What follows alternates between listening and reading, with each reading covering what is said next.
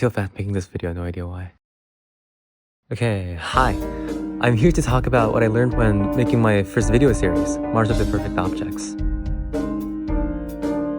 Whenever I thought of a story, I always focused on the plot, so the things that actually happened in the story.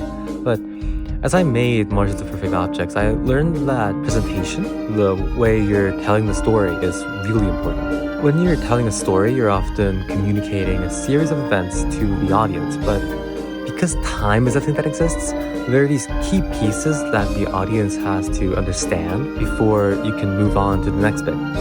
But if those pieces don't make sense or if they're too hidden, then no one can understand your story except you, not because it's a complex story, but because you fail to communicate. The better you can explain what's going on, convince the audience that the thing that's happening makes sense, and drop the right bits at the right time, the more approachable your story will be.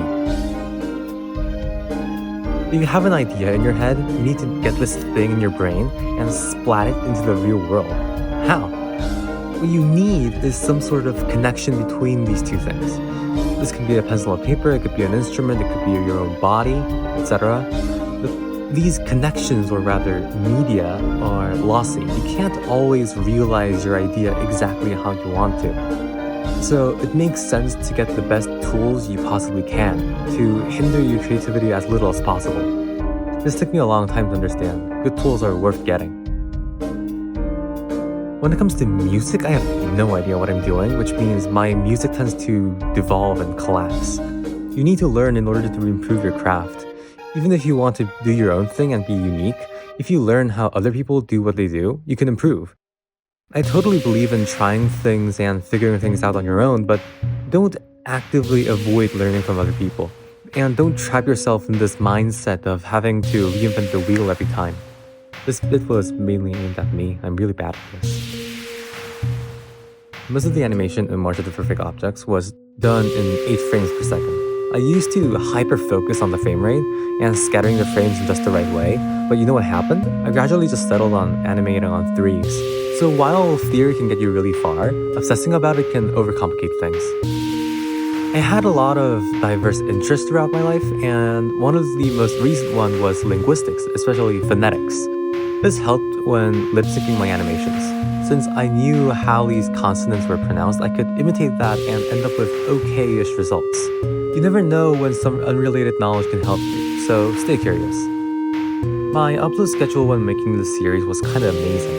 I managed to make 14 minutes of animated video all on my own in about a month. This was possible because I worked 9 hours a day on it, sometimes even exceeding 12 hours. But weirdly enough, I wasn't burnt out. To avoid burnout, you can either change your work or change your brain. You change your brain through discipline, and you change your work through optimization.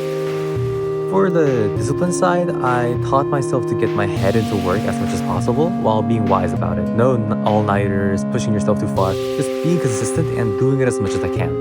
As for the optimization side, I think this comes down to managing the difficulty of the work. Because the videos didn't have much going on, and I was working on it alone, I could decide which parts to spend time on, doing what I wanted, and using tricks to avoid as much tedious work as possible let me enter the zone and not be frustrated. I advertised my later episodes in the OSC Discord server, and they got 5 times as many views as the ones I didn't. I have no idea what to think about this. Advertisement works, everyone, for the better or worse.